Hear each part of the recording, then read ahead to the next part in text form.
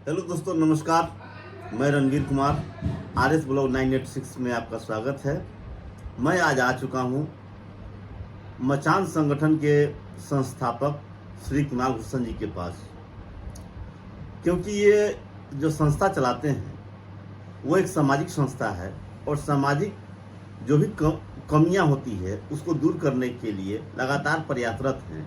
आज उसी विषय वस्तु पर चर्चा करने के लिए मैं इनके पास आया हूं। आज जो लगातार हत्याएं, मर्डर, रेप ये सब हो रही है, तो ये क्या जंगल राज की तरफ इशारा नहीं कर रहा है? ये सोचना आपका काम है। आप इसे बताएं, क्या यह जंगल राज 3 का आगाज है? स्वागत, मैं अपने चैनल पर स्वागत करता हूं। सबसे बड़ी बात है सर, आप एक सामाजिक कार्यकर्ता हैं और इस उपलक्ष्य में आपके पास पुनः आने का सौभाग्य प्राप्त हुआ है। मैं आपसे एक विचार जानना चाहता हूं कि जो मुजफ्फरपुर में एक नाबालिग दलित लड़की के साथ रेप करके PMCH में इलाज के अभाव में वह बच्ची दम तोड़ देती है। धन्यवाद रणवीर भाई, आपके दर्शकों को मैं बहुत स्वागत करता हूं।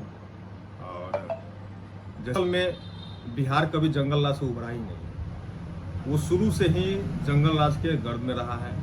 अब जंगल राज के लिए लोगों को बहुत बड़ी परिभाषा अलग अलग है। हमारे लिए अलग परिभाषा होगी, आपके लिए अलग परिभाषा होगी। मेरे लिए जो मेरा अपना निजी परिभाषा है कि जंगल राज उसको कहा जाता है कि जहाँ पे कोई सुविधा ना मिले, जो यहाँ से लोगों को पलायन हो, यहाँ लोगों की शिक्षा न प्राप्त हो, यहाँ पे हत्या हो, बलात्कार रहे, वैसा जंगल राज को कहा जाता है। कि जो कई दिन हर दिन आपको कोई अगर निकलना चाहेगा बाहर तो पहले वो डर का माहौल बना के रखता है कि भाई हम कहीं रास्ता में जा रहे हैं, हो सकता है मेरा अपहरण हो जाए, हो सकता है मुझे कोई गोली मार दे, हो सकता है मेरा कोई उठा के ले जाकर बलात्कार कर दे।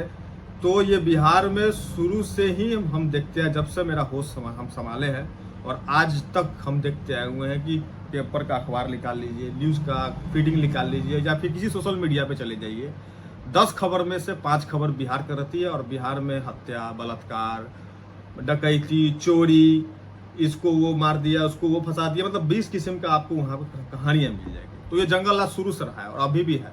जो सरकार की जैसे बात की है, सरकार अभी जदयू और भाजपा की कंबाइन सरकार है, माने उसको गठबंधन की सरकार बोलते हैं। वो 20 साल से कभी टूटता है, कभी बनता है, फिर RJD में जाके जुड़ता है जदयू, लेकिन निरंतर जदयू का ही सरकार रहा है 20 साल तक। और इस 20 साल के पूरे कार्यकाल में जदयू इतना ज़्यादा अफसरों को छूट दे दिया है, इतना ज़्यादा अफसरों को ये पावर दे दिया है कि पूरा का पूरा जिला, पूरा प्रखंड, पूरा अनुमंडल सिर्फ अफसरों के हाथ में है। नेता को नहीं चलता है। मधुबन का भी हाल यही है कि मधुबन का किसी भी विभाग में आप चले जाइए, सिर्फ अफसरों का बोलबाला है। अफसर कहेगा उठ तो अफसर कहेगा बैठ तो बैठ, अफसर कहेगा उठ तो उठ, अफसर आएगी, अफसर जाएगा, मतलब कि उसका पूरा बोलबाला है। यार ना यहाँ पे जनप्रतिनिधि को सुनता है, ना यहाँ पे किसी छोटे मोटे नेताओं का भी कोई सुनता है, ना कहीं जनता को तो सुना ही नहीं जाता। जब जनप्रतिनिधि को सुना नहीं जाता, जनता क्या सुना जाएगा? तो पूरा एक जदयू के पूरे कार्यकाल में अफसरशाही इतना ज़्यादा मतलब कि वर्चस्व बना चुका है, इतना ज़्यादा मतलब कि गठजोड़ बना चुका है कि आप इसके अलावा कुछ कर नहीं सकते। जैसे अभी कहानी आपने बताया था कि मुजफ्फरपुर में जो दलित पीड़िता, बड़े दलित का जो रेप हुआ था, उसमें देखिए पूरे देश जो है इसमें शर्मसार हो गया था कि बिहार एक ऐसा स्टेट हम लोग मानते थे कि जिसमें सबसे कम माने रेप का जो है संख्या आता है। ऐसा नहीं है कि बिहार से रेप की संख्या, लेकिन बहुत कम आता है। उत्तर प्रदेश सबसे हाईएस्ट रैंक पे आती है, उसके बाद आप साउथ में जाइएगा वहाँ पे आपको हाईएस्ट रैंक जाएगा, गुजरात हाईएस्ट रैंक, लेकिन बिहार में। लेकिन शर्म की ये बात है कि उस दरिंदे ने रेप किया, उसका बच्ची को गला काट दिया और गला काटने के बाद SKMCH किया, SKMCH से रेफर चली गई PMCH में। अब PMCH में 8-9 घंटा तक एम्बुलेंस में पड़ी रह गई। कारण क्या था? वहां के प्रशासन और डॉक्टर बोल रहे थे कि बेड खाली नहीं है। भाई इतना बड़ा PMCH है, एक रेप पीड़िता के लिए आपके पास बेड नहीं खाली है, तो सोच लीजिए जो रेप पीड़िता के लिए बेड खाली नहीं है, तो आम जनता जो OT में जाता है, चाहे फिर OPD में जाता है, उसका क्या हाल होता होगा? तो आप इससे मंजर का पता लगा सकते हैं कि स्वास्थ्य विभाग बिहार में क्या है। और सही बात है, यहाँ का पूरा विभाग जो है, माने स्वास्थ्य विभाग जो है पूरे बिहार में है, वो प्राइवेट सेक्टर चला रही है। सरकारी का तो कोई काम ही नहीं है। सरकारी में वही काम करने जा रहा है। और प्राइवेट सेक्टर में देखिए कि जो गरीब तत्व का जो लोग है, जो मजदूर किस्म का लोग है, जो किसान किस्म का का लोग शोषण है, हो रहा है। वो जा रहा है एक छोटा सा ऑपरेशन के लिए 2-3 लाख रुपए का बिल बना दे रहा है। एक छोटा सा डिलीवरी करने जाइएगा, नॉर्मल डिलीवरी है आपका, लेकिन जैसे ही प्राइवेट में जाइएगा कहेगा भाई चीरना होगा, इसका सर्जरी करना पड़ेगा, उसका 50-60 हजार रुपया आपसे ले लेगा। तो गरीब आदमी कहाँ से पैसा लाएगा? वो तो जमीन बेच के लाएगा, तो घर जाता है, कर्जा करता है, सेठ साहूकारों को औना पोना, मतलब कि अधिक संख्या में इंटरेस्ट दे के उसको लाना, कि जीवन बचाना है ना, उस बच्ची का जीवन बचाना है। तो पूरा स्वास्थ्य व्यवस्था खराब है, शिक्षा प्रणाली खराब है। आप खाली चिकने चुपने रोड बना के कोई कुछ नहीं होने वाला है। जब तक आपके पास इंडस्ट्री नहीं आएगी, तो इस चिकने चुपने रोड का काम किया है कि बंगाल से फैक्ट्री से निकाल के दिल्ली जा रही है, तो इसका रोड का इस्तेमाल हो रहा है बिहार का। फिर इधर आपको नॉर्थ ईस्ट के जो फैक्ट्री से निकल के दिल्ली जा रही है, दिल्ली से फैक्ट्री से निकल के नॉर्थ ईस्ट की ओर जा रहा है सामान, सिर्फ ढोने के लिए रास्ता बना है। लेकिन बिहार में ऐसा कोई फैक्ट्री नहीं है कि जिसमें वह यहाँ के फैक्ट्री का उत्पादन होकर दिल्ली जा रहा हो, नॉर्थ ईस्ट जा रहा हो, या फिर साउथ में जा रहा हो। अच्छा, यहाँ जो बिहार में जो पलायन की संख्या क्या रुकी है इस सरकार ने? पूरे भारत भर में अगर सबसे ज्यादा पलायन है, माने अघोषित पलायन होता है, एक बहुत भारत सरकार जो है, अगर विदेश में अगर कोई जाता है तो उसको एक रजिस्टर तैयार करता है कि हमारे कितने नागरिक जो है भारत छोड़ के विदेश में जाके चले गए। लेकिन बिहार एक ऐसा राज्य है कि बिहार में अघोषित पलायन, लोग कहते हैं कि मैंने साल में 20 लाख लोग पलायन करते हैं, मैं कहता हूँ साल में 2 से 3 करोड़ लोग पलायन करता है। और मजबूरी या अपराध की इतनी बड़ी संख्या यहाँ बढ़ी हुई है, लोग व्यवसायी लोगों को तो बेरोजगारी है, व्यवसायी लोग भी यहाँ पे सुरक्षित महसूस नहीं करते। तो होता क्या है कि यहाँ से लोग जो है बाहर जाके पलायन करके वहाँ शिफ्ट हो गए, रह गए हैं। कोई जाके दिल्ली में रह गया हुआ है, कोई जाके हरियाणा में रह गया हुआ है, कोई जाके बेंगलोर में जाकर शिफ्ट हो गए, अपने बाल बच्चे परिवार ले जाकर शिफ्ट हो गए, यानी कि पूरा कारोबार जमीन जाथा सब ले जाके वहाँ शिफ्ट हो गए, यहाँ पे अपना छोड़ दिया पति पता के नाम पे। तो कारण यह है कि एक असुरक्षित माहौल है। सबसे ज्यादा अगर कोई पलायन किया है तो व्यवसायी को अपने यहाँ पलायन किया है। और मजदूर भी है, लेकिन मजदूर का काम क्या है कि मजदूर अपना मजदूरी दो जून की रोटी कमाने के लिए बाहर जाते हैं, फिर वो पर्व त्यौहार में आ जाते हैं, या फिर अपना जीवन यहाँ यापन करते हैं। तो उसका भी बहुत बड़ी संख्या है। और जो व्यवसायी रूप से भी जो बाहर जा रहे हैं उसकी भी बड़ी संख्या, जो व्यवसायी रूप से जा रहे हैं वो रह जा रहे हैं, आ नहीं रहे दोबारा, कि उसको पता है कि फिर यहाँ पे आएंगे तो आसपास के जो कुछ छोटे मोटे गुंडे हैं, जो अफसर है, जो इतनी बड़ी जो नेता है, जो उस तंग तबाह करेगा। इसलिए अलग स्टेट में रहो, बाल बच्चा के आराम से रहो, शिक्षा भी वहाँ अच्छा मिल रहा है, स्वास्थ्य भी वहाँ सुविधा अच्छा मिल रहा है, इसलिए बिहार से लोग इसलिए प्लान ज्यादा करते हैं। अच्छा सर, एक बात बताइए, शिक्षा के मुद्दे पर मैं आपसे सवाल करना चाहता हूँ कि सरकारी स्कूल में सरकार की का कहना है कि सरकारी स्कूल में शिक्षा की व्यवस्था काफ़ी अच्छी है, फिर भी सर जितने भी सरकारी स्कूल के शिक्षक हैं उनके बच्चे उसमें क्यों नहीं पढ़ते? ये तो समस्या आज का नहीं है, बहुत पुराना है। जब एक पीएम का बेटा और एक मजदूर का बेटा एक उसमें पढ़ेगा तो उस शिक्षा का व्यवस्था अपने आप सुधरना स्टार्ट हो जाएगा। एक डीएम का बेटा भी उसी स्कूल में पढ़ेगा, जब एक यहाँ पे जो झाड़ू लगाने वाले जो कामगार लोग हैं वो भी उसका बेटा उसमें पढ़ेगा, तो डीएम का चाप हो जाएगा कि भाई स्कूल का शिक्षा व्यवस्था बढ़िया करना, कि हमको बच्चा को आगे बढ़ा के फिर डीएम बनाना है।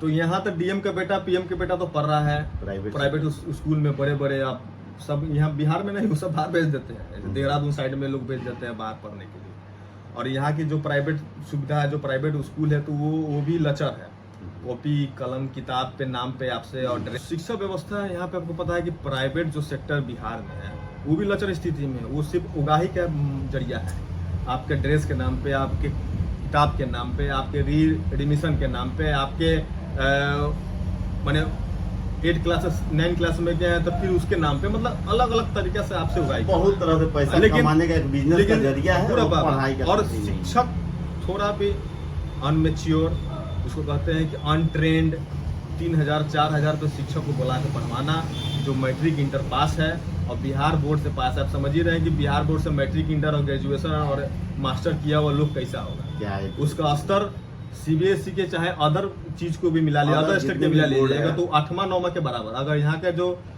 यहाँ के जो ग्रेजुएटेड लड़के लड़कियां जो है वो बाहर के स्टेट के दिल्ली उल्ली साइड के, वो 8वें के बराबर है। किसी भी अन्य बोर्ड में हमारे बोर्ड की जो तुलना होती है बहुत नथिंग होती है, कारण है कि पढ़ाई नहीं है ना भैया, ठीक है। और हमारा बिहार इतना डेवलप अभी तक नहीं कर पाया है जो हम सोचते हैं। कारण अभी गया में एक हत्याकांड हुआ, जिसमें अगर रेप पीड़िता की माँ का इलाज करने के लिए जो डॉक्टर गए उनको भी पेड़ से बांध कर डॉक्टर को पीटा गया। इस पर आप क्या कहना चाहेंगे? अरे भाई, जब वो खबर आया हम लोग के पास में तो मेरा सर झुक गया। बल्कि ये बताओ, एक डॉक्टर बेचारा प्रतिष्ठित व्यक्ति, वो किसी पीड़िता के माँ का इलाज करने जा रहा है, तो सोचिए कि वो एक उपकार करने जा रहा है और उसको वो सामंतवादी लोग बांध के, मार के, पीट के उसको लहूलुहान कर दिया। वीडियो आया था, लहूलुहान कर दिया था। गांव के लोग 4-5 आदमी लोग भी ने उसको बचाने नहीं गए, क्योंकि वो दबंग लोग था, जो मारने वाला दबंग लोग था। सोचा कि जाएंगे बचाने तो मार देंगे। तो डर किसका नहीं है? डर प्रशासन का नहीं है। वो जान रहा है कि अगर कल होके हमको पकड़ भी ले जाएंगे तो प्रशासन को कुछ खिलाएंगे, छोड़ देगा हमको, और नहीं तो जाएंगे जज साहब के पास, भी छोड़िए देगा।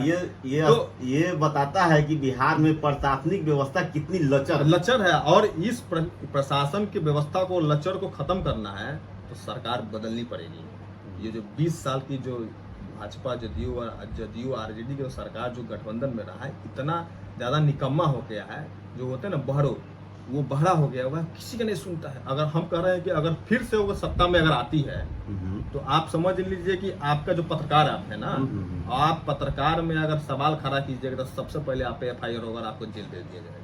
हाँ, ये तो जाहिर सी बात है कि जो सत्ता से सवाल करता है उस पर FIR होती है। अब ये तो मनोबल बढ़ते जा रहा है ना। आप जेल जाइएगा, अब सत्ता पर सवाल पूछिएगा तो।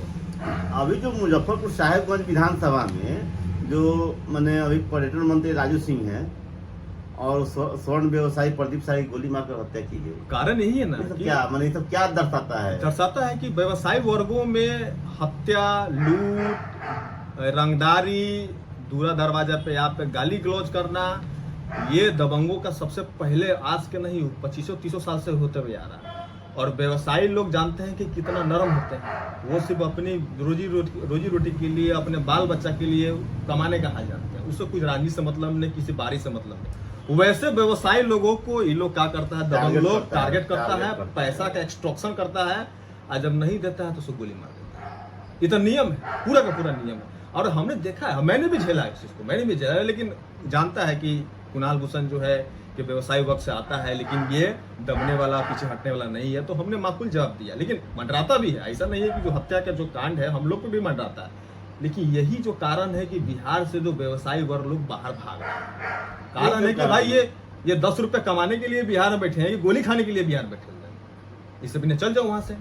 यानी लगता है कि बिहार में एक तरफ बिहार सरकार रोजगार के लिए प्रबंध करवा रही है, एक तरफ से जो गुंडे, मवाली और अफसर के माध्यम से एक तरफ से रोजगार बना रहा है कि व्यवसायी लोग से एक्सट्रॉक्शन करो, और नहीं माने तो गोली मार दो, इसको बाहर भेज दो। वो व्यवसायी अगर कमाएगा, यहाँ पे काम करेगा, तो जरूर 10-20 करोड़ का रोजगार देगा ना। सही बात है। तो कारण यही है। व्यवसायी तो इस सरकार में व्यवसायी सबसे ज्यादा त्रस्त है, सबसे ज्यादा त्रस्त है, सबसे ज्यादा एक्सटॉर्शन यानी कि रंगदारी, उसका हत्या, अपहरण एकदम चरम सीमा पे। किसी भी जिला को मिला लीजिए, किसी भी आप प्रखंड को मिला लीजिए, अगर उसमें से 10 हत्या हुआ होगा तो उसमें से 5 हत्या व्यवसायी वर्ग का हुआ, आप मिला लीजिए। लेकिन इसके खिलाफ कोई बोलने वाला नहीं है, क्योंकि व्यवसायी वर्गों के जो हक अधिकार के बारे में कोई बोलने वाला नहीं है। सही बात। तो वो तो जान रहा है कि ये तो मौन समाज है, इसकी कुछ भी कर देंगे, इसके लिए तो कोई है नहीं। सिर्फ उसी का बोलबाला है जो आदमी चिल्लाता है, जो आदमी कहराता है, जो आदमी हक अधिकार की लड़ाई लड़ सकता है। तो हम लोगों ने ये तय किया था मचान संगठन द्वारा, और हम लोग निरंतर उस पर काम कर रहे हैं, बट छोटे स्तर पर काम कर रहे हैं। लेकिन छोटा स्तर पर हम लोग बड़ा काम कर रहे हैं कि सबसे पहले हम लोग व्यवसायी वर्गों की सुरक्षा और अधिकार का सबसे पहले हम प्रबंध करवाएंगे। और उसी के माध्यम से हम लोग भी लगे हुए हैं कि जहां हमारे अधिकार क्षेत्र, जहां हमारे पदाधिकारी लोगों का अधिकार क्षेत्र है, सबसे पहले व्यवसायी लोगों की सुरक्षा हम मुहैया कराएंगे। और उसके बाद जो प्रवासी लोग हैं, जो बाहरी लोग हैं, उनके साथ जो वहाँ जो होता है, आप उसमें सपोर्ट एकदम आप अगर सोशल मीडिया के माध्यम से जुड़े, चाहे आपके दर्शक सोशल मीडिया के माध्यम से जुड़े हुए हैं, तो हमारे एरिया में चाहे पूर्वी चंपारण में किसी जगह किसी प्रवासी और किसानों के साथ अगर दुर्व्यवहार हो रहा है, तो सबसे पहले मचान संगठन के पदाधिकारी वहाँ पहुँच के सबसे हाल चाल पूछते हैं। अगर जरूरत पड़ता है तो वहाँ पे कानूनी कार्रवाई भी करते हैं। और कानूनी कार्रवाई करने के बाद अब किसी की हत्या भी हो जाती है, मतलब कि अगर उसकी दरमियान किसी की हत्या हो जाती है, तो सबसे पहले हम उस हत्यारों को पकड़ने का काम करवाते हैं, मतलब अपने प्रशासन से तालमेल करवाते हैं। अगर उसकी जरूरत पड़ती है कि नहीं, उसके परिवार उस तरह की आर्थिक स्थिति मजबूत नहीं, तो अधिकारी लोग मिल के उसका आर्थिक स्थिति को मजबूत करने का प्रयास करते हैं। तो ये तो निरंतर काम हो रहा है, लेकिन उसमें एक व्यवसायी वर्ग भी जो है उस पर भी हम लोग पहलू पे काम कर रहे हैं कि व्यवसायी वर्गों को सम्मान चाहिए, सुरक्षा चाहिए। तो इस पे भी मचान संगठन काम कर रही है कि सबसे पहले हम लोग व्यवसायी वर्गों को सम्मान देंगे और उसके बाद सुरक्षा के लिए मुहैया करेंगे। अगर प्रशासन अगर इसमें विफल होता है तो मचान संगठन का जो सेना है, मचान संगठन का जो लोग हैं उसको सुरक्षा देगा। अरे भाई, आवाज हम लोग उठाएंगे, हम लोग जिस वक्त से आते हैं, अगर हम लोग नहीं उठाएंगे तो कोई बाहरी आदमी थोड़े आकर बाहरी तो कभी नहीं आएगा, बाहरी उसकी लड़ाई हम खुद लड़नी पड़ेगी। तो आप मचान संगठन का स्लोगन यानी संदेश क्या है?